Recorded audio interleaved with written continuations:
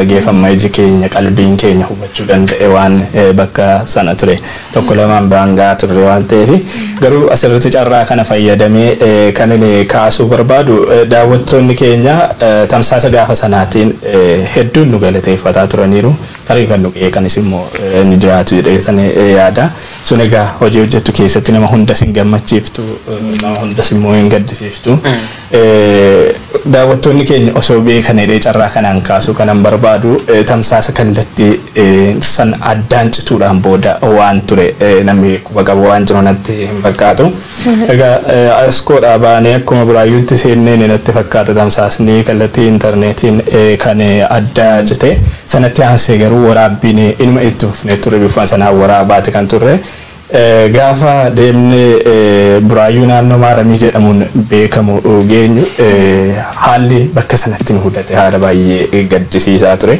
bakka sanatti dhumneeti kan turre jechuun nan danda'a humni addaa poolisii oromiyaa jedhamuudhaan beekaman kallattiidhumaan nutti dhukaasuutti kan isaan jalqabanii egaa akkuma hedduun keessan yaadattan dudduuba makiinaa irra teenyee kan dhaabateeti kan kallattiidhaan waan sana tamsaasaa turre bifa haala sana keessatti dhukaasa akkas hamaa sana keessatti qeerroon nurraa qolachuudhaaf lubbuudhaan nu baraaruudhaaf haarsaan isaan kaffalan illee salphaa hin turre sana keessa darbinee egaa achuma gara keellaa geenye keellaadhaa gaafa reenfi ol deebi'uu dhageenye ol deebi'uudhaaf jennu Jawaar faallee hidhamanii jiru darbees immoo hojjettoonni OMNs to'atamanii jiru stuudiyoonis to'atamee waan jiruuf isin bakkuma sana bakkuma jirtan dhokadhaa achuma turaan waan jedhanii egaa filannoon qabnu gara mana hiriyaa keenya yookaan waahila keenya ammallee mana hidhaa jira maqaa dhabuun baay'ee barbaachisaa miti achitti gorree achi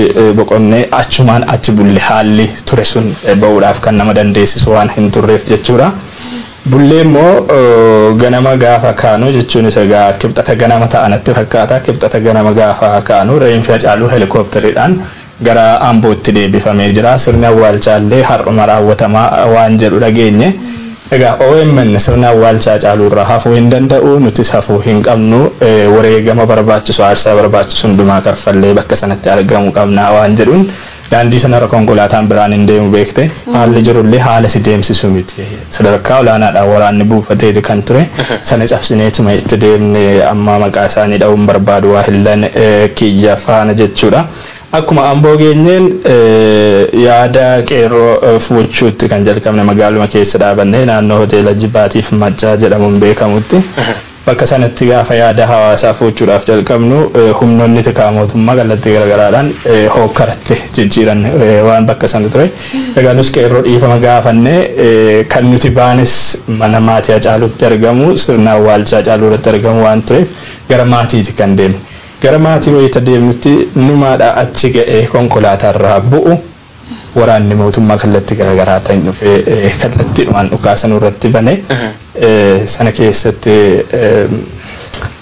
nu fixuudhumaaf ture haalli ture qeerroon akkuma dura ta'e sana uummanni Amboo qeerroon dura goranii ijoollee kana hin fixan durkatti jedhanii nu hambisanii viidiyoon yeroo eessumni Hacaaluu fa'aa ajjeefamanii namoonni biroon ajjeefaman illee viidiyoon waraabamee OMN irratti deemaa ture san haala sana keessa teenyee kan waraabne itti dabarsinee isiniin kenninu jechuudhaan qeerroon duubaan nu miliqsanii mana namaa keessa dhokannee marfam waraanni nu marsee manuma nuti keessa dhokanne illee marfamnee dhukaasne haga roobii yommuu kamisadha kan Hacaaluun awwaalame haga sanatti itti fufeeti kan ture mana naannoo nuti turre marsanii jechuudha waraanni achittuu kaameraa qabattanii deemta wajjin akka gargar baatanis dhagee ture ogeessi kaameraa kiyya gola Hacaaluu fa'aa keessa akka dhokattu taasifame ana karaa duubaa fuudhanii gan biraatti na miliqsanii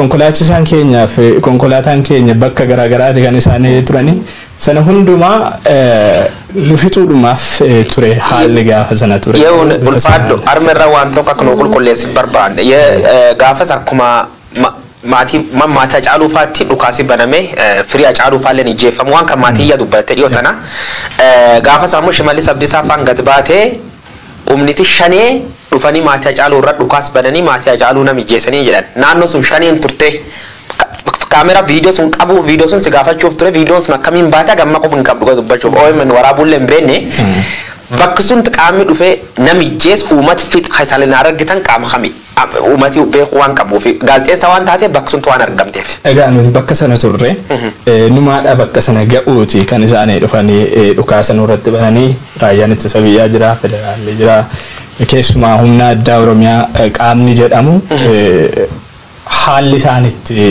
nuti dhukaasaa turan illee waan si gaddisiisudha hooma diinni hidhatee seenee fakkaata kan bakka sana ture qaamni meeshaa qabatee dhukaasaa ture kan nuti argine akkuma ija kaameraa keenyaatiin mul'isuudhaaf yaalle humna addaa poolisii Oromiyaa fi waraana mootummaati malee qaama addaa boombii darbatu qaama addaa dhukaasa maatii irratti baneera infan fudhadha jedhu tokko hin argine sun fabrikeetidha waan ofuma oomishanii ittiin hololaa qilleensarra oolchuudhaaf wooma godhanirraan kan hafe uummata burjaajessuuf waan ta'erraan kan hafe qaama addaa bakka sanatti dhukaasaa ture hin argine wannan irra dibuufis immoo hin jiru akka gaazexeessaa. Abiraam atillee gaafii qaba. Yaa gaafii dhumaatti achi gabaabsuudhaaf achi gara Finfinneetti akkamiin deebitan magaalaa sana gaaf turtan bilbilaan wal arguun baay'ee rakkataa ture maatiin nullee staafiin OMN arguuf baay'ee rakkachaa turre akkamitti deebitan. Gaafii kana naaf kaasuun kee natti toleera tokko jira fiilmii gara westerniitti hojjetamu tokko wal fakkaata haalli nuti itti deebi'uudhaaf dandeenya hundaa ol jabinni qeerroo amboo keessuma kan konkolaachisaa keenya kan nu faana ture maqaasaa dhahuu hin barbaachisu jabina isaatiin kan lubbuudhaan magaalaa sana keessa baanee deebi'uudhaaf dandeenye egaa konkolaataan deemu hin turre konkolaataan daandii irra deemu kan qondaalota mootummaa fi namoota akka sirna awwaalchaa caaluu irratti argamaniif mootummaadhaan qaama mootummaadhaan filatamanii duraa duubaan waraanaan dabaalamanii ajjabamanii jechuudha. Kan deeman qofadha kanaan achi konkolaataa wanti jedhamu hin deemu magaalaa sana keessaa ba'uun hin danda'amu beektee konkolaataa qabatte. Saaluma sana keessatti wanti nuti filannoon nuti qabnu osoo bakka sana bulle bakka sanatti nu fixuu turan gaafa sanas nu hin dhiisanii turan sababni isaas naannoon nuti dhokannee jiru waan beekamuuf jechuudha. Filannoon nuti qabnu gara jabinaan ija jabaanneetu itti deemuu ture konkolaachisaan keenya dhaqee ogeessa kaameraa keenya bakka inni dhokatee jiru fidee dhufe anaan dhufee bakka na dhoksanii jiranii na baasanii wal qabannee asfaaltii qarqaratti baane karuma keessaa jechuudha. Sana booda warra jilli sun kan awwaalchaa deebi'u sun osoo imalan eegalin dursinee karaarra buune. Humni tikaa daandii irratti nu argu konkolaataadhuma kanuma jaraadha kan isaanii nu sidhanii imala eegalle gara Finfinneetti hin dhufani warri duraa duubaan waraanaan dabaalamanii deemanii hin dhufanii konkolaataa 3-4 dabarsinee kanuma jaraa fakkaanne jaruma keessa seenne waraanaan nu fixuuf nu eeggatuun eegamne sakatta'insa tokko malee Finfinnee gallee gaafa bakka barbaannu geenyu irraa gorree jechuudha Finfinnee keessa. Egaa waan hundi sun darbee egaa guyyaa har'aa nu jidduutti argamtee jirta ammas irra deebi'uudhaan baga nagaan dhuftee si jechuu barbaanna. Egaa daawwattoota keenya ammas kan daawwachaa jirtan sagantaa keenya Odeessaaleedha. Sagantaa keenya Odeessaalee guyyaa har'aatiin odeeffannoo sin bira ga'a akkasumas immoo keessummaa kabajaa jaallatamaa gaazexeessaa Yuun Ingidaan nu jidduutti argamee jira. Jidduu odeeffannootti immoo ammas irra deebi'uudhaan wantoota garaagaraa biyya wajjin wal qabate akkasumas bu'aa bahii inni keessa dabarsee har'a nu biraan ga'een isin biraan geenyaa turtiin keessan faanaa taa'u jenna. Egaa jalqaba irrattis odeeffannoo har'a qabnu jechuudha. Diigamuun caasaa mootummaa yeroo ammaa kana iddoowwan garaagaraatti dhagahamaa jira keessumaayyuu gaaga'imsa siyaasaa biyyattii san keessatti ta'ee jiruun hawaasni bal'aan amanamummaa mootummaa irra dhabuu isaarraa kan ka'e caasaan mootummaa diigamaa akka jiru dhagahaati jirra. Mi'a achirraa odeessinu. Yaa caasaan mootummaa diigama jiru kutaalee caasaan mootummaa akka biyyaa jiru completely fagoo diigame jechuun istiraakcharii mootummaan jiru biyyattiin harka nam dhuunfaa tokko kuftee jirti. Kanaafuu caasaan paarlamaan hin hojjetu maan hin hojjetu caffeen hin hojjetu fakkeessumaaf ajajumaan waan bulanii fi gubbaarra fagoo diimame ganda keessatti ammoo diigamsa hamaatu uumamuu jira jedhan akka odeeffannoo qabnutti kutaalee baadiyyaa aanaalee fi gandoota baay'ee keessatti caasaan mootummaa kanaaf durii harka dha'an cufti confidence dhabe gar dhokachuu sadarkatti ce'ee jira jedhanii waan akkana dubbatanii even warri durii naannoo Oromiyaa kan bakka baay'ee waraana bilisummaa Oromoo kulleen hin chochoa mootummaan ammoo amansiisan ulmaan abbaa gadaati ilmaan teessanii Oromoo bakka buunaa jedhee maqaan sun inuumas soba ture. Mootummaan Itoophiyaa sob irra deddeebi'ee sobi last nu yeroo iddoo sobisan dubbanna sobi dhuma kan mootummaan Itoophiyaa sob ham yaa'uun ingidaa raganuu bahee kan jechuun gaaf Shimallis Abdiisaa gad bahee shaneetti dhufee magaala keessa maatii Hacaaluu jees jedhe kaameraan OMN qabee gizee warri rasaas mucaa armir rukut kaameraan dabarse sun cufu gad baanii kijibanii jechuudha. balbalti manii gogaarreetti ijaaran maal jedhan gaaf waraabessi yuus jigaa jedhan karaan sobaan dabarte deebii namni bedhanii sobaan wagga sadeen dabraayu bulchite ammaan tana opdiyoon amma sobu misiisunti diigee jechuun waraanaa miti wanni opdiyoo diigee soba cubbusiin dalagaa turte diigee kanaafuu bakka hedduutti rakkoon jirti jajjabdu fakkaatti jedhan Abiraam. Keessumaa bakkee sochii waraana bilisummaa Oromoo itti baay'atu gara kibba Oromiyaadha lixa Oromiyaa godinaalee baay'ee keessatti giddugaleessa Oromiyaa Shawaa lixaa fi gara Salaalee keessatti caasaaleen gandaa diigamaa jiran caasaaleen gandaa diigamaa jiran jechuun bulchiinsi gandaa hojii uummataa hojjetaa hin jiru jechuudha. Kana jechuun state structure yookiin caasaan mootummaa fully sadarkaa amma jiruun gandoota baadiyyaa keessatti hojiin ala ta'ee jira. Namooti amantaa yookiin trustii mootummaa giddugaleessaa irraa waan dhabaa jiraniif hojii uummataa hojjetaa hin jiranii even bulchitoota gandaa fi caasa gandaa gidduutti wal amantaan dhabameeti jira. Humna nageenyaa fi humna uummataa gidduutti wal amantaan dhabamee jira. Kanaaf kana dura mootummaan kan sosobaa ture maallaqaan deeggarsa garaagaraatiin warra ganda bulchanii fi caasaa mootummaa ofitti qabaa ture. Yaadattoota waggaa tokko dura gaafa filannoon dheeratu fulbaana 30 booda mootummaan hin jiru jedhamee ture. Sana yeroodhaaf mootummaan yeroo bitachuudhaaf deeggarsa garaagaraa gochaa maallaqaan bitaa propoogaandaadhaan gowwoomsaatii caasaa isaa itti fayyadamaa ture. Haa ta'uti ammoo dhiibbaan amma karaa waraanaa keessumaa humni itti kaafee waraanni mootummaa uummata keessaa haphachaa deemuudhaan mootummaan dadhabaa dhufuusaa waan hubateef namni walganaa dhufeedhaan karaa liqaan baroonni gandaa bakka baay'eetti bulchiinsa Oromiyaa kutaalee amma isinitti dubbadhe kana keessatti caasaan gandaa hojiin ala ta'ee jira kan jedhudha gaati jirra kuni kufaatii hamaadha jechuudha. Egaa yeroo baay'ee isin durallee amma akka gandaatti caasaan mootummaa kun diigamuu isaa dhagahu malee yeroo baay'ee qondaaltonni PP guguddoon isaaniiyyuu warri PP Amaaraatii fi PP naannoo Oromiyaa jechuudha. Yeroo baay'ee yaada waliin fakkaanne yeroo gaafa haasaanis argaati jirra. Egaa gubbatti illee rakkoon akkasii jiraachuun isaa gara gadiitti rakkoon akkana akka uumamuu fi waan sababa ta'eef fakkaata. Mee nuti egaa odeeffannoo hawaasa biraan qaqqabuun bilbilaan argannuun Facebook irra yookaan sooshaal miidiyaa irraa argannuun egaa hawaasa biraan kan gaati turre yuun immoo yeroo guyyaa lama akkas egaa biyyaa dhufte waan ta'eef mee haaluma waliigalaatti haalli biyyattiin keessa jirtu maal fakkaatame? Guddaa galatamii caaltu haalli biyyaa dhugaadhuma dubbachuudhaaf amma halaala irraa haadha geessanis malee kanuma isin guyyaa guyyaadhaan uummata biraan ga'aa jirtanidha. Wanni addaa baay'een hin jiru haa ta'uuti ofii kootii waan an arge waan ani dhagahe waan an keessa deemee ilaalarraa kaasee waan jiru isinitti himuudhaaf an haalli biyyee keenya yeroo ammaa keessa jirtu gola maraatuun akka fedhe gochaa jiru tokko fakkaatteeti kan natti mul'attu. Maraatuun yookaan namni qalbii dhabe tokko gaafa gola tokko keessa seenu yoo barbaade qodaas ni cabsaa meeshaa ni cabsaa yoo barbaade isa kaan ni jijjigsaa isa kaan irra deemaa akka fedhe godha. Vaaliyuun yookaan gatiin meeshaa sanaa itti hin mul'atu beekte. Akkuma barbaade godha. Haalli biyyi keenya keessa jirtus kana natti fakkaata. Isa barbaadan cabsuudhaaf yaaluu hin cabsu.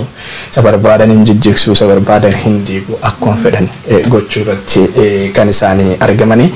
Kanas egaa bifa garagaraadhaan gaggabaabseedhuma kaasuutii fi inni jalqabaan kan gurra miidiyaalees argatee jiru dhimma siyaasaati.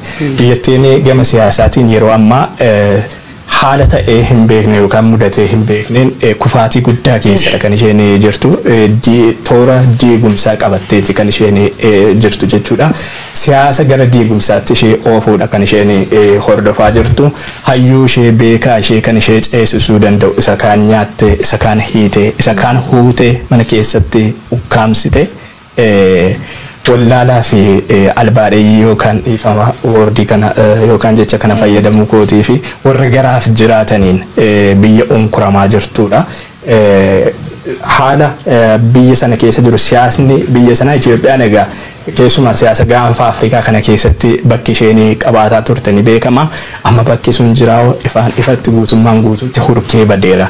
Humni biyyattiin siyaasa gaanfa Afrikaa siyaasa baha Afrikaa hoogganuu irratti qabaataa turte. Sadarkaa addunyaatti biyyattiin fudhatamni ishee hurkee badeera. Fudhatama dhabdeetti jechuudha. Kanumas guyyaa guyyaadhaan xiinxalaa yookaan odeeffannoo hawaasa biraan ga'aa ooltanidha. Gama siyaasaatiin kufaatii guddaa keessa jirti. Armirratti gaaffii tokko si gaafadha yeune mee uummati akkamitti hubata gochi ta'uu jiru uummatiin argaa hataatuuti ammoo agammaa yoo laftitti qorritu mootummaan Abiy Ahmed ammallee uummata umnumaan hiriira baasanii hiriira toofan uummati hiriir bahuun jireenya minni kee jiraatu kun itti tolee bahimoo umnat tolchi fiilinga akkamiin nama dhagaam namni konfiidensii nagaan bahee galuu irratti maalti jira haalli jira maal fakkaata?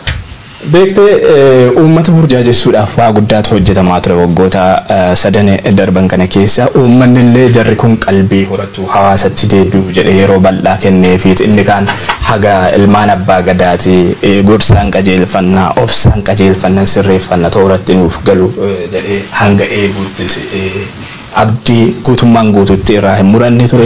Burjaajii garaagaraadhaan hawaasa burjaajessanii hawaasa adda hiranii isa kaan farrajanii isa kaan ofitti qabuuf fakkeessanii ofitti hin qabanii ofitti qabuuf fakkeessanii waa guddaa uumuudhaaf yaalaa turaniiru. Amma garuu uummanni keenya burjaajii keessa tureera. Amma garuu guutummaan guututti eenyummaan qaama qabsoo uummataa butee aangoo irra jiru kuni ifaan ifatti mul'ateera hawaasa keenya biratti.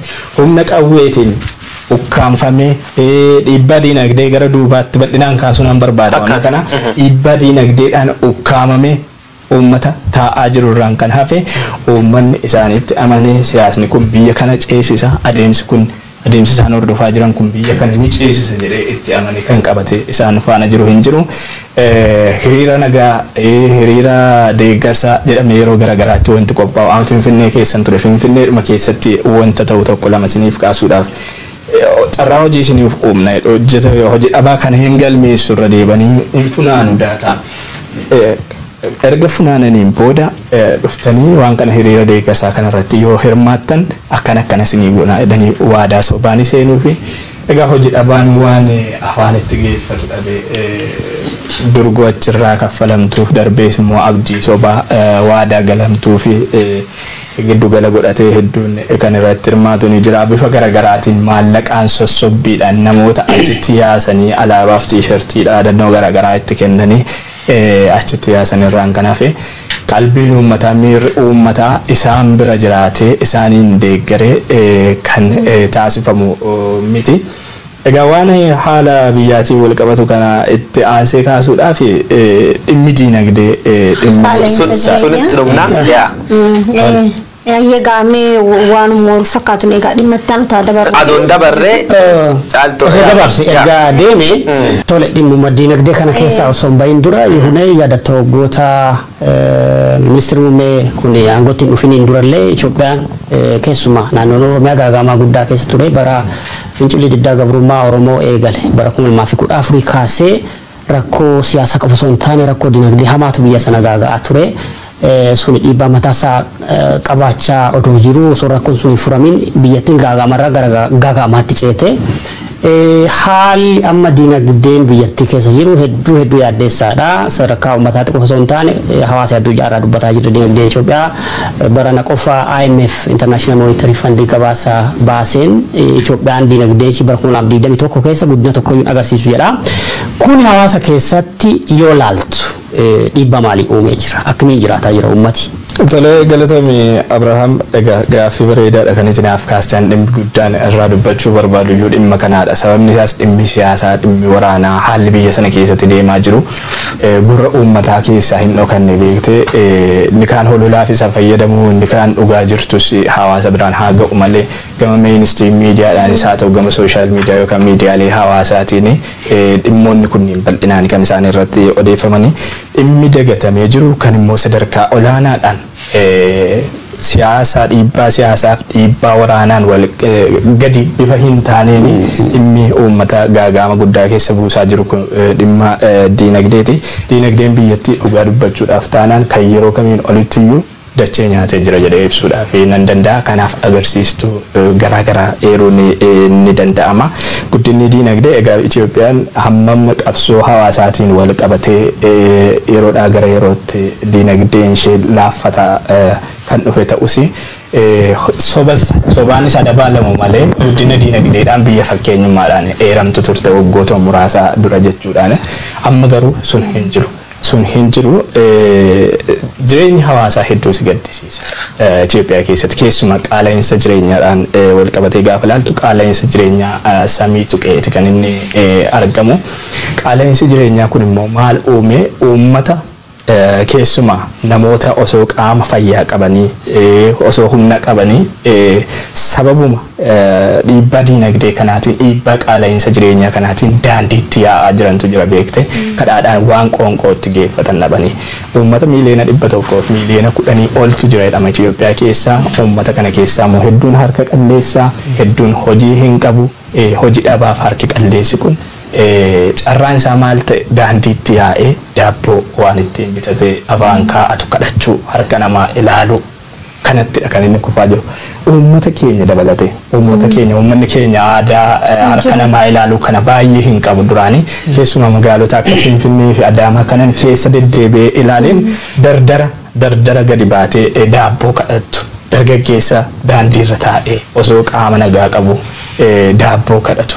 Kanadha kan itti argitu daandii sin deemsisanii sadarkaa nama yaaddeessu gaagama guddaa keessa galee jira gama diinagdeetiin hawaasni keenya hedduu waan nama dhukkubsu ta'eeti kan fudhatan. Dandeettii waa bituu maallaqaa maal fakkaata? Dandeettii waa bituu maallaqaa sadarkaa olaanaadhaan gadi bu'eeti kan jiru. Amma birriin Itoophiyaa maallaqni Itoophiyaa hiika hin qabu jechuuf sadarkaa si dandeessisutti kan inni ce'aa jiru. Akkuma fakkeenyaatti waa tokko siif kaasuuf burtukaana kiiloo tokko kan dur birrii 20-25 haga 30-40tti bitamtu haga birrii 140 birrii 130 birrii 100 kanaan kan itti bittu midhaan xaafiin hanga birrii 5,100 yeroo itti ga'utu jira. Zayitni nyaata birrii 600 irra darbee haga 650 sanaa olii fa'itti yeroo itti gurguramutu jira. Waa hundi tokkoon oomishaalee bu'uuraa yookaan meeshaalee bu'uuraa kan hawaasni guyyaa guyyaadhaan fayyadamu yoo ilaalte daballiin gatii achirratti raawwatame dachaa 2-3 sanaa ol fa'i. Mana kiraa yoo fudhatte ilaalte mana kiraa abbaa ciisicha tokko sanuu qarqara magaalaatti deemtee kireeffachuudhaaf birrii 7,000 birrii 8,000 kanadha kan si gaafatanii hawaasichi dhugaadhumaan haala si gaddisiisu keessa jira. Kana biraan mootummaan meeshaalee subsidize godhaa maal jedhamaa kun mataan isaa yeroo itti qaala'insa jireenyaadhaaf deebisee karaa banuttidha kan itti argitu. Politicize godhuu siyaasaaf itti fayyadamuu namoota hiriira nagaa ba'anii fi sukkaara zayita kan isaanii darbee saniyyuu zayita kan itti tusuun jira fayyaa namaa irratti illee hubaatee qaba jedha. Waan akkasii dhiheessaniiti tokkoffaa hawaasni fayyaa isaatti hin hafne jireenyaaf waan isa ta'uu hin arganne tajaajila waajjira mootummaadha. Waajjirri mootummaa kam tajaajila gurguruutti kan inni jiru. Kan gatii tajaajilaa yaa agalgiloot jedhanii si kaffalchiisu. Yaa agalgiloot kifiyyaa kan jedhamu kun mataan isaa kan waggaa har'a birrii 500 kaffaltu har'a 1,000 kaffalta. Innis dabaleeraa jechuudha. Yaa agalgiloot kifiyyaa kan jedhamu kun kan waajjira mootummaatti kaffalamu illee gatiin tajaajilaa jechuudha. Haala kana keessa jira hawaasni. Mindaan dabalee jira.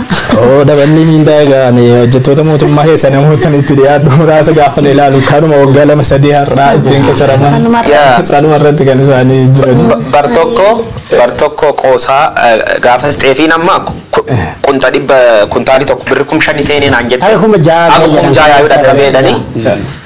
Bara sun kagana nu graduate goone 2,000 nyaata mindaan hojjeta mootummaa digriin beesse guddoo 2,000 nyaatanii gaafas xeefiin 2,000 seentee naanii qoosa kan armaan dur dubbadhin beeku xeefi 2,000 bitu deeme hojjeta mootummaatti am xeefi 2,000 bite maal uffata yuufirran qabu mucaan jennaani yoo xeefiin keessa dhumati jooniyaa uffataa jedhani qoosatti godhu yoo tanam waan an arge zayitii naan jette zayitii wal qabate qoosa dhibi qoosuu jiran zayitii birri 100 seenne jaartii mucaan halkan rafe irbaat nyaatee rafe yoo waan kana wombeen si gaafachuu jirra garuu at gaazexeessa waan taateef gaazexeessa nu yeroo baay'ee waan haasofnu kana odeeffannoon qabna uummatillee nu jaala beeka odeeffannoon qaba nam haasawu caala nam caqasu kan taa'ee silently waan jira observe godhetti wanne dhedhan nami waasa waan beekasa khacaqasamoo waan hin beekne kan ka ilaala observe god waan nami hedduun nagar hubachuu danda'a gaazexeessa waan taateef il uummata il gaazexeessummaatiin waan argite yaayuu nutti himti mootummaan Itoophiyaa ammoo Oromiyaa keessa maqaa waraanleen badhaadhin agan badhaaniin beennu jedhte kaadireen yoo irra deebite wanne dhageen badhaadhin kana maal argite nu gam keenya yoo gadana laaloo nutti mul'anne practical at care tutte me badhaadhin waan badhaad maqaa malee waan argite qabaatti nutti dhagaa guyyoo akkuma amma kaasne badhaadhinni waan afaanitti geeffatan dhabanii kadhaadhaaf daandiitti gadi ba'u taanaani dhugaadha badhaadhinni jira badhaadhinni waan ittiin ilmi dargaggeessi tokko waan ittiin shaayee mana shaayee seenee shaayee dhugu dhabee gadi ba'ee kadhata taanaan dhugaadha sun badhaadhina ta'uu danda'a badhaadhinni hiika sana qaba taanaan wanti qabatamaadhaan biyya sana keessatti mul'ataa jiru yeroodhaa gara yerootti jireenyi uummataa kiraayisisii gaaga'ama hin malle keessa itti kufaa jiraachuudha. Egaa gaaga'ama kanatu badhaadhinatti hiikama ta'e an badhaadhinni maaliif akka inni itti ibsamutu naaf hin galu an kanadha kanan arge hojjetaan mootummaadha wal qabate wanti sin kaastan tokko irratti waa tokko dabaluudhaaf. Digriin yuunivarsiitiidha giraajuweet godhee eebbifamee ba'ee waajjira mootummaatti qacaramu qarshii 3,000 kan harka isaa galu magaalaa Finfinneetti kan akka fakkeenyaatti fuudhesitti. Manni ciisichi tokko qarshii 7,800 kan inni kireeffamu. Namni tokko mindaan inni ji'atti hojjetee ji'atti argatu kiraa manaallee kan irraa kaffaluu hin dandeenye deebi'ee maatiitti yookaan qaama biraatti hirkatee jiraachuudhaaf kan isa saaxilaa jirudha. Kana biraan maaltu jira? Booda irratti illee kaasuu dandeenya. Deeggarsa waraanaa jedhama. Miindaa guutuutu irraa jira. Deeggarsa akkasii jedhama. Miindaatu irraa jira. Hojjetaan mootummaallee hawaasa harka qalleeyyii hawaasa hojii dhabaadhaan ol yookaan sana gadi bifa hin taaneen rakkoo guddaa keessatti kan inni egaa yuun ingidaa hedduu galatoomii egaa odeessaaleen keenya guyyaa har'aa odeessaalee addaati sababiin isaas egaa odeeffannoo yeroo garaagaraa bilbilaanis ta'ee karaa garaagaraatiin argannu sin biraan gahaa turre har'a garuu dhugaadhumaan biyyi Itoophiyaan jirtu maal fakkaati haalli siyaasaa maal fakkaata qaala'insi jireenyaa hoo maal fakkaata kan jedhu egaa waanuma yuun ingidaarraa caqastan fakkaatti jechuudha egaa jidduutti illee yaada isaa har'aa fuudhu ittuma fuufnaa mi'a ammoo ajandaa keenyatti itti aanutti dabarrutti gara Saawudii fi Yemen kanatti deemnee yeroo baay'ee odeeffannoo adda addaa hawaasa biraan gahaa turre baqattoonni keessumaayyuu ilmaan Oromoo hedduun isaanii manneen hidhaa Saawudii iddoo garaagaraa akkasumas immoo Yemen keessatti rakkachaa akka jiran himamaa jira mootummaan immoo waggoota dhiyoo asii namoota gara miiliyoona walakkaatti lakkaa'aman gara biyyaatti galchuu irraa dubbataa jira haa ta'uti garuu ammas hawaasni naannoo sanii rakkoo dhumuu fakkaatu keessa akka jiru haadhas keessumaayyuu haadholiin daa'imman manneen hidhaa keessatti rakkachaa akka jiran caqasaati jira meechirraa odeessinu. Yaachirratti keeyyachuu fi Yemenii fi Saawudi Arabiyaa keessatti waggoota muraasa durii illee waan akkanaan jirti gidduu tan keetta walumaan beenna. Waan DBDs Yemenitti yeroo dabre gaafa lammiileen Oromoo namni 300 daata exact ta'in qabnu nama akkas kadhumatu mootummaan Itoophiyaa gad ba'ee gaddi nibsanne jechuudha biyya Ahmad namni maqaa Oromoo qabu gadditti dhaga'aman ibsan lammiileen Itoophiyaa kumaatamaan manidha Saawudi Arabiyaa keessatti manneen hidhaa Yemen keessatti habaqatan jiraatan illee akka bineensaatti adamfamanii jeefamuu jiru in agarra jireen uummati bijijjiru dhar tokko inni goomu kumaatamaan manidha Itoophiyaa akka guuramin jira hammoo nagaan jira dhar tokko adoo Ottu misaalli taatee bakka ciis qabaa jechuudha. Kun ammoo daa'imman qabattee ijoolleen dubaraa ijoollee xixiqqoo 4-5 qabattee manidhaa irra walirra tuulanii warraaf dhimmaa miti. Warra mootummaa Itoophiyaa bulchuuf mootummaan Itoophiyaa dhimmi isaa waraan labsu wanni ani yeroo dubbaddannu kun abaarsaana fakkaatti biyya Moonikseen bayi qawwee qabadhi loledhaan bisheekiin yookaan qeessiin yookaan abbaan gadaa waraanatti bobbaa jedhee eebbisee nam geeggessu hammoo lammiileen isaanii kumaatamaan biyya addunyaa across the globe salphattee ilmi namaa namummaa gad bu'u habiyyi kee jiraachuu dadhabanii diinagdee akka irra dhaga'u jirtan kana ilmi namaa gaagaam keessatti jechi badhaadhin jedhu kun yoo ingidaa ulfaadhu waan kanarratti ana opdiyoo yoosiin bitayetti mirgi ta'uu beekii opposite fudhadhaa jechan jedhu sun practically yeroon ingida walaasofne hin beeknu waan kana irdeebee practically nutti himee jiru. Kanaafuu lammiileen Saawudii gizeddu Saawudi Arabiyaa irraa Yemen irraa nutti himtu isanirra callimne hin beeknu. Humniti ta'een hagodhu nu qabnu odeeffannoo jiru mootummaa biraan ga'u qaamni dhimma ilaallatu biraan ga'u callimne hin beeknu iyyuu jira iyyuu malee humniti dhibeen nu sani godhuu dandeenye hin jirtu. Mootummaan Itoophiyaa rakkoo san keessa jirtan hubachuu dhabeeti attention kennuu dhabeeti malee quub qabaachuu dhabeeti miti ammallee deebine dubbachuu jirra. Lammiileen Itoophiyaa kumaatamaan lakkooftu manneenidha gargara keessatti walirratti tuulamte namummaan irra mulqamte miidhamuu jirtu baay'ee nam gaddisiifta bira. Saawudii Odeessaalee irratti marsaa hedduudhaaf irraa haasofnee jirra waa'ee nama keenya Saawudii fi giddugala baa keessatti rakkataa jiranii. Ammallee irra deddeebiin namni keenya achi nutti watwaataa jiru sagalee ta'a uummata Saawudii keessatti rakkataa jiruuf ka jedhudha. Dhiyoo kana waan sukkanneessaan argaa ture keessa daa'imman manadhaa keessatti du'an daa'imman kichuu baay'ee xixinnoo kaarmaadhaan jechuudha hawwa wajjii manadhaa keessatti hidhamanii kun hedduu si gaddisiisa. Itoophiyaa keessatti dhalli namaa kabaja dhabee wanni uummati keenya biyya keessaa godaanaa jiruuf tokko rakkoo dinagdeeti lammaffaa immoo dhiibbaa siyaasaa biyya san keessa ture waggootaaf jechuudha. Kun nu biraan hafne ammas jechuudha ittuma hammaatee dhiyoo kana dhimma kanarratti dippiloomatii Itoophiyaa akka Saawudii jiru tokko keessaa nam tokko dubbisanii turanii staafiin OMN nu humna jabaan qabnu jedhani. Humna jabaan qabnu karaa miidiyaa dhiibbaa godha kanarraa kana fi waan gochuu dandeenyu hin jiru jedhanii mootummaan Itoophiyaa bara 2017 kaasee gara lammiilee 100,000 caalan gara Itoophiyaatti deebisuu ministeerri haajaalaa Itoophiyaadhaa ibsa baasee jira guyyaa tokko dura. Namni kun yoo lakkoofta amma 2017 kaasee gara Itoophiyaa ka deebi'e 100,000 jechuun lakkoofsa guddaa ta'uu mala. Haa ta'uti garuu warri 2017 deebi'an 2017 kaasee agarraa waggamee waggaa 5 garii isaanii deebi'aniiru bara. Namni marsaa 2-3 deebi'ee jira. Kanaaf lammiileen keenya ammallee achuma jiru gari caalaan. Ilma ammoo caala biyya san keessatti rakkataa jiru Oromoodha. Sabni siyaasaallee dhiibbaa dinagdeellee biyya keessaa kan namni baqataa jiru caalaan Oromoo waan ta'eef. Warri Saawudii lammiilee akka gochaa jiraniif akeeka lamaa fi ka jedhu armaan dura kaafnee turre. Tokkoffaa dhiibbaa akka mootummaa Itoophiyaa himatutti dhiibbaa siyaasaa mootummaa Itoophiyaa irratti gochuudhaaf Ijiptiif tumsuudhaaf waan jedhu hin jira miseensa liiga arabaa waan taateef Ijiptiini. Lammeessoo immoo badiidhuma lammiilee Itoophiyaati ka jedhullee hin jira. Lammiilee Itoophiyaa biyya san keessatti waan seera biyya sanaatiin hin eeyyamamin akka prostitutionii akkanumallee qorichaa fi diragii akkasumallee alkoolii daldaluu kan jedhu kun ni jira.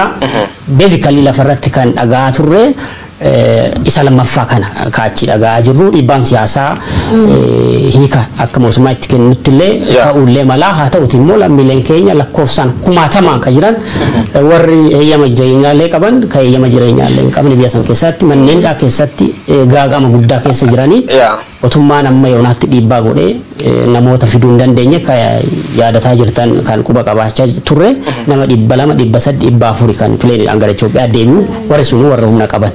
Ajaa'ibatu dhiifama. Carraa asumaan illee yoo ingadaadhaaf kennu barbaadeeti.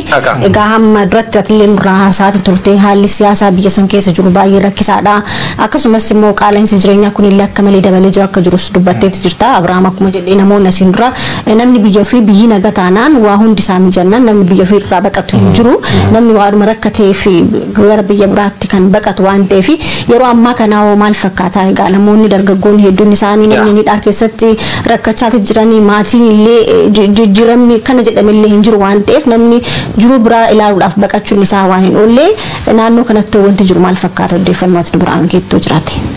Dhimma kanarratti wooma muraasa dabaluuf rakkoo guddaan kan baqataan Oromoo lammiileen biyya sanaa bakka garagaraatti dalagachuudhaaf osoo hayyama qabanillee deemanii hayyamaan illee deemanii dalagachuudhaaf bakka garagaraatti dhiibbaa hamma kana ga'uuf saaxilamaa jiranii fi inni guddaan biyyattiin lammii isheetiif kabaja hin qabdu. Mootummaan lammii biyya sanaatiif kabaja hin qabu. Kana dura deddeebiidhaan akkuma Abrahaam kaase yeroo garagaraatti namoonni biyya Saawudi Arabiyaa jiraatan kun yookaan baqattoonni biyyoota biroo keessa jiraatan kun gara biyyaatti akka deebisaman taasifamaa tureera. Hammam deeggarsaa mootummaa Saawudiitiin kan wal qabate ta'us jechuudha. Isaan pileenii mijeessanii pileenii sanaan gara biyyaatti kan deebifamaa turanii. Namoonni kunniin hin seenu yeroo isaan seenan qondaalli yookaan ministeera ta'uu danda'a yookaan qondaalli mootummaa wajjiniin suuraa ka'uudhaaf boolee eerpoortiitti ni argamu. Buufata xiyyaaraatti wajjiniin suura ka'anii maqaa isaanii galmeessanii gara maatii isaaniitti hin deemu. Ijoolleen kun dhaqanii achitti namni abbaa kanaa jedhuun deebisee hin jiru. Ijoollee kana deebisanii qubachiisuudhaaf deebisanii hojii keessa hojiilee uummatanii akka isaan hojiitti seenan gochuudhaaf wanti qabatamaadhaan hojjetamu hin jiru. Hololaaf garuu miidiyaa irratti hojii uumnee fi isaan kana jireenya fooyya'aatti ceesifnee maal jedhamee ganamaa galagareen odeeffama kana keessuma turre. Ammas haalli biyya sana keessa jiru ammam baqattoonni Saawudii keessatti dhiibbaa rakkoo garagaraatiif saaxilaman kun gara biyyaatti deebifamaa haa jiraatan iyyuu malee inni kaan immoo deebi'ee keessaa godaanaati kan inni jiru beekte amma itti nan kaasaa yoo carraanaaf kennitanii dhimma waraanaatiin wal qabatee keessuma waraana biyyattii keessatti deemaa jiru kanaan wal qabatee achittaan waraana waan ta'eef innattaan asirra yaad gabaaba tokko dara yeewun waan midhaaddu naa kaafti Abrahaam illee naalittiif si jaaladhee mootummaan Saawudii lammiilee Itoophiyaa yookaan warri Yemen mootummaan Saawudii okay prostitution hojjetanii yookaan hojii gargaraa hojjetan jedhee maqaa sirkaa'uun hin jirti biyyi tan keessatti kabajin qabaan mootummaan kan kee kabajo siin kennin biyyi tisi kabajin jirtu jechuudha. Itoophiyaan international failed state taate jirti namni akka biyyaatti Itoophiyaa ilaalin jirtu jechuudha. Akka gara duriyyee buute biyyiti qoftee jirti jechuudha. Kanaafuu biyyiti xixiqqoon durii Itoophiyaan ergattu amma Itoophiyaan tuffatti jechuudha. Biyyi tan tuffannaanii sitti gochbada hojjeteef miti. Lammiileen Itoophiyaa ha gochamaama hojjetan jiraachuu danda'an. Fakkeenyaaf yeroo miidiyaa hawaasa kan gubbaa maal argaa dargaggoota reefa tissitu naannoo gammoojjii keessa horii tissitu poolisootni gussanii reebanii qabanii jechuudha. Dargaggeessi horii tissu gocha akkasii dalagjettee yaaduu hin dandeetta. Sunii miti wanni ajandaan isii. Ajandaan ta'uu jiru mootummaan Itoophiyaa akka inni lammiilee ofiitti gatii hin qabne waan beekaniif lammiileen Itoophiyaa bakka cufa gatii dhabdee salphattee jechuudha. Mootummaa Itoophiyaa jechuun Abiy Ahmad jechuun loltooti 400 namni 400 uummati nagaa ibiddaan manidhaa keessa gubate solution uumuu dhiisi gaddi namni ibsatini jechuudha. He little care about humanity ilmaan namaatti gatii warri qabaa yoo argine bitta.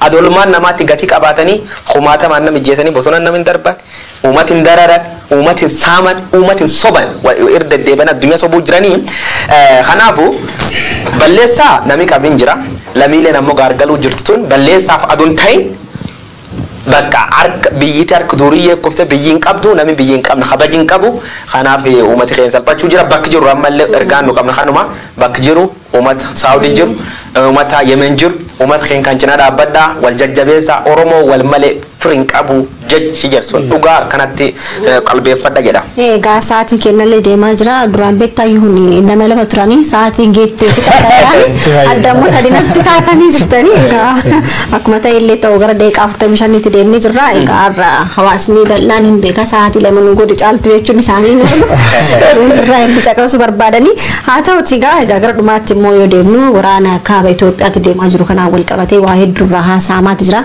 ishuu guddaa biyyattii illee ta'ee jira miidiyaaleen addunyaa hedduun illee irraa haasa'aati jira waan ta'eef dhimma isaa illee odeeffannoo sanis hawaasa biraan geenye atis immoo waan itti dabaluu qaba waan jetteef mee Abrahaam gara kaaba waraana kaaba Itoophiyaa kana maaltu jedhame wanti haaraan. Waraanni jabaan amma akkuma inni darbe kaasaa turre daangaa Affaariif Tigraay wal daangeessanii fi naannoo Amaaraa fi Tigraay wal daangeessan karaa Amaaraatiin beezikalii waraanni Tigraay keessaa dhumee gara naannoo Amaaraa keessatti kan lolamaati jiru. Odeessaa irra baheen miidiyaaleen kan gabaasaa jiran waraana Affaar keessatti deemaa jiruun lammiilee nagaa kuma 100 ta'an Affaar qofa keessaa buqqa'uu isaanii amma yoona mirkanaa'e gabaasaati jiranii karaa kanaatiin baay'ee sodaa guddaa jira lammiileen kana caalaan guyyoota itti aanan ni yaadattoota guyyaa meeqa dura nama 50 ka ture guyyaa odeessa keenya guyyaa lama duraatti natti fakkaate ka odeessin guyyaa lama gidduutti namni 50 itti dabalame jechuudha kuni baay'ee yaaddoo guddaadha baay'ee waraanni kun itti fufee taanaan namni miiliyoonaan hedduu buqqa'aa jira.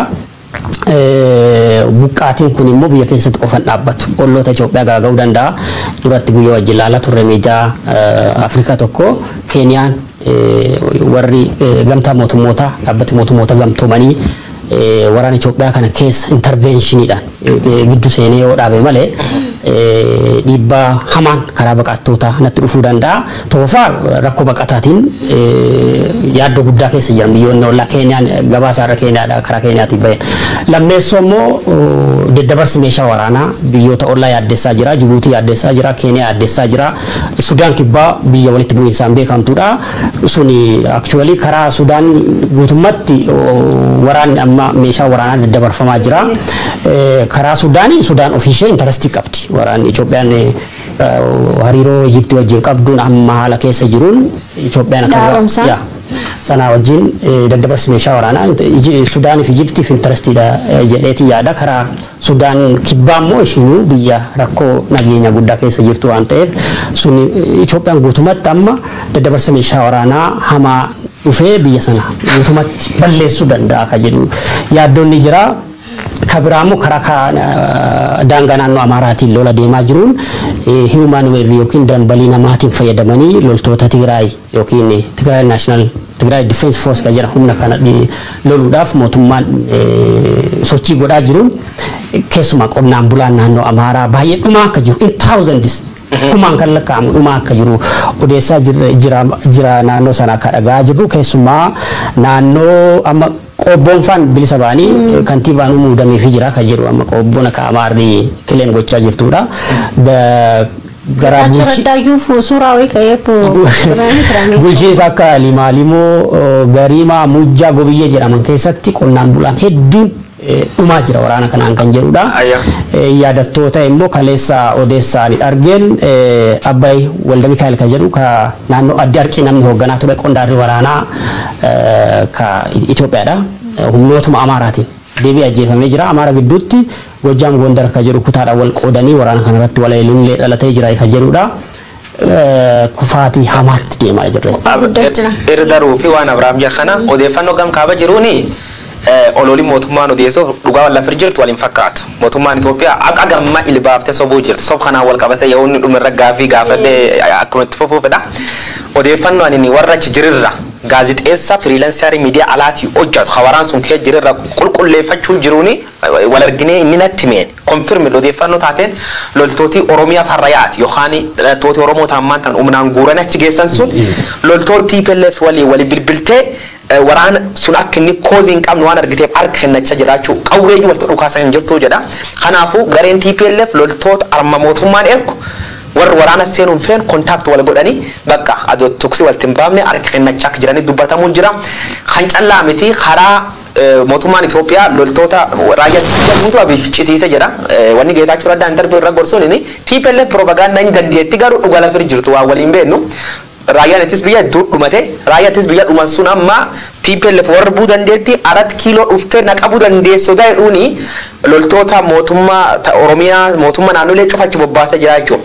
Jidduu sanatti ammallee maaltu dhalachuu jira loltooti Affaariitiif tasuu malee am wala dhuu jiranii jechuudha. Waraan guddaa jidduu warraa deemuu jira jechuudha. Loltooti guyyaa deengaddaa yeroo dubban loltooti Oromiyaa TPLF bakkattanii banda jedhanii tarkaanfiin irra fudhatamtee hedduun ijjeefamu si armaan duru san tibne jirra. Waraan kaaba kan koozii Oromooti miti itti yaa'inaa jennee gorsa turre.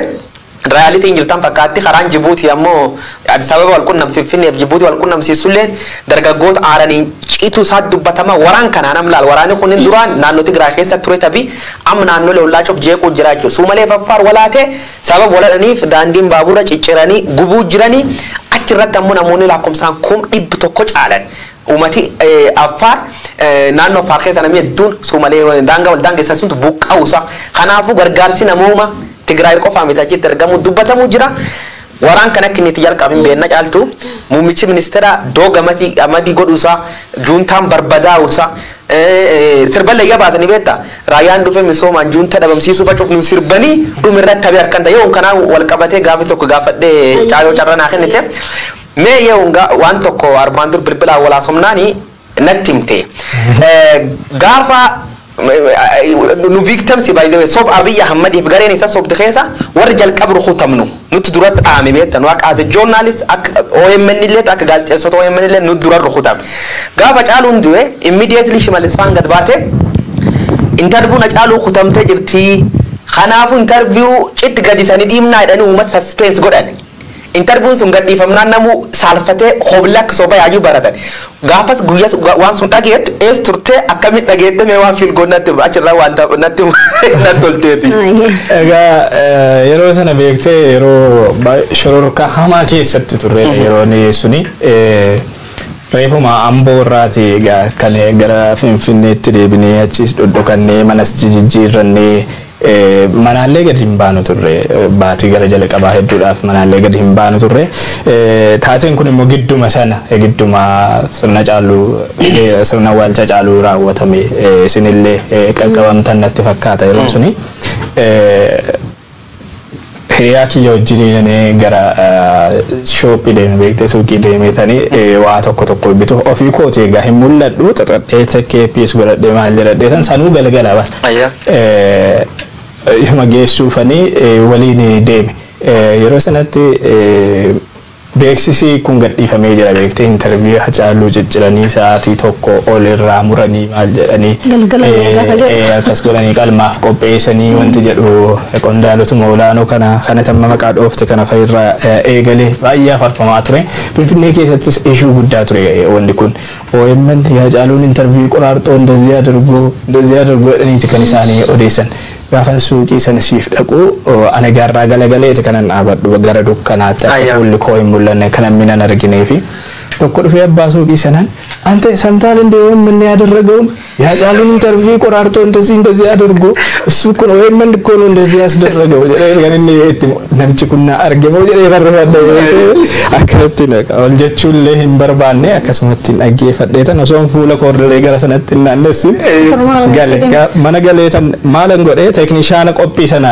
ወራበትን ብልብል ከለቲዳን guyyooni qophii san maal godheen jedhe anu eessa dhufe sadarkaa guyyoollee shakkuuttani kan inni ga'e beekte miidiyaa hunduma irratti isaatii wal fakkaatu darbaa haga kana keessa cite jedhamee gaafa beeksisaana akka kana afarfamu deebisee gola kee keessallee akka shakkitu si taasisa beekte qophii sana immoo anatu gulaale qophii interviyaa caaluu sana guyyoon kan inni natti fide daqiiqaa 48 sekondii haga ta'edha gurbaa biratti bilbileetan qophii sana daqiiqaa meeqa waraabdaniin jedheen guyyoo gaafachuu koon dura sarraa mirkaneessa jedhee daqiiqaa 52 daqiiqaa 53 dha sanuu gara jalqabaa osoo waraabbiin eegalin akkanuma reekii galee saati tokko waluma reekii suudoo keessatti dheeraa ture kan isaan akkanumaan informaalii haasa'aa turanii haga meeshaalee maayikii sirreeffannutti akkas ture kontentiin qophichaa yoodhuma baay'ee daqiiqaa 50 ta'aa naan jedhee mucaan san booda isa jarri guutuu isaa isiniif dhiheessina jedhan sana gaafan dhaggeeffadhu waa hundi wooma qophii keenya daqiiqaa 47 sekondii aga ta'edha kan qilleensa irra oolchine ankanin irraa mure for your information audiencein illee akka inni beeku kan barbaadu jalqaba irratti egaa qophii keenya dhaddacha dubbiitti jijjiirreerraa har'a qorannoo keenya Hacaaluu irraa eegalla waan guyyoon dubbate kan jirellee deebisanii dhaadheessaa turan sun journalistic word miti afaan gaazexeessaa hin fakkaatu xiqqoo ishee waan gara darbe fakkaataa jedheetan ishii sana keessa gulaalee waan keessa edii godhee mureetan kan hin baane kan qilleensa irra oole daqiiqaa 47 sekondii wayi wanni keessa cite hafe hin jiru me daqiiqaan OMN qophiti ya hennu ati gulaala waan turteef daqiiqa gamin na hennama akkamitti ammoo daqiiqa 40 an daqiiqa 35 ti qophiinti ya daqiiqa 47 akkamitti dabarsitan akkamitti hundi Hacaaluuf waan kabajaa guddaa qabnuufidha interviyuu Hacaaluu muruun illee in ulfaata beekte qophiin akkuma ati kaaste formaatiin daqiiqa 35 dha sana dura kan hojjetaa ture daqiiqaa 35 qofa daqiiqaa 35 irratti keessummaan guyyaa sanaa waan gaafatame deebisee wanti inni extra dubbate yookaan redundancy yoo jiraate yookaan wanni miidiyaaf hin tolle yoo jiraate sun keessaa gulaalamee akkuma mana miidiyaa kamiyyuu editorial policy miidiyaa kamiyyuu gulaallii qaba beekte gulaallii jechuun seensarii isa dur jedhan sana miti gulaalliin professional science dha bifa sanaan kan qilleensa irra oolu haa ta'uti interviyuu Hacaaluu sanarra deebiin dhageeffadha guyyoo keessaa hir'isiitii fidiin jedheen guyyoon natti fiduudhaan dura iddootti galchii formaatiitti galchiitii fidiin jedheen nama rakkisaroo awwannan keessaa muruun dhabee jedhee guyyoon daqiiqaa 48 natti fide gaafan ilaalu wanni keessaa ba'u hin jiru yaanni hacaaluun achirratti kaase. So maalidha wanti jiru saatii oduu dhiibnee oduu afaan Amaaraarra turteeti kan afaan Amaaraa achi dhiibnee kan afaan Oromoos dhiibnee daqiiqaa 47 foormaatiidhaan ala qilleensarra oolchine. Kanaafuu daqiiqa 10 wayi tirfii hacaaluu kennine jechuudha dhuga jirtu uummatii bakka Salamaan uga hedduu galatoomaan labini waa'ee dhimma mallasa dirree. Yaa anis isuma kaasuu barbaade taanii. Isaa egaa dongoo labin anis gaafa biyya turres nu hedduu nu sadiin egaa gaafa biyya jirru dhadheeti ilaallee turre ati immoo dhiyeenya kan dhufte waan ta'eef egaa gaazexeessaan kun nama nu wajjin turedha hanga waggaa tokkoof akkasii oliif sababuma gaazexeessaa ta'eef balleessaa tokko malee maneedhaa keessa jira egaa namni kunniin abbaa ijoollee lamaati haati warraasaa hanga ammaa ijoollee ishee faana akka rakkachaa jirtus dhagahaati jirra egaa akkaawuntiin isaas hedduun cufamee jira akka jalaan banamne hin beekna egaa maatii nam tokko iyyuu bulchuun nama rakkisaa ijoollee ishee qabattee kophaasiiti kan ijoollee ishee wajjin rakkachaa jirtu waan ta'eef mee maneedhaatti deemtee lakkasa gaafattee turte nakkintee turte waan ta'eef haalli inni keessa jiru maal fakkaata haalli ijoollee isaa haalli maatii isaa maal fakkaata kana odeeffannoo kana hawaasa biraan nu gahe. Egaa anillee dhugaa dubbachuudhaaf taanaan na dandeessisuudhuma dideetanii deeme malee nama mana hidhaa sana deemee hidhamtoota dubbisuuf danda'u hin ture haalli keessa ture anis haaluma rakkisaa keessanii ture dhaqee argadheetan jira mallee Mallasaa Dirreebsaa inuma beektu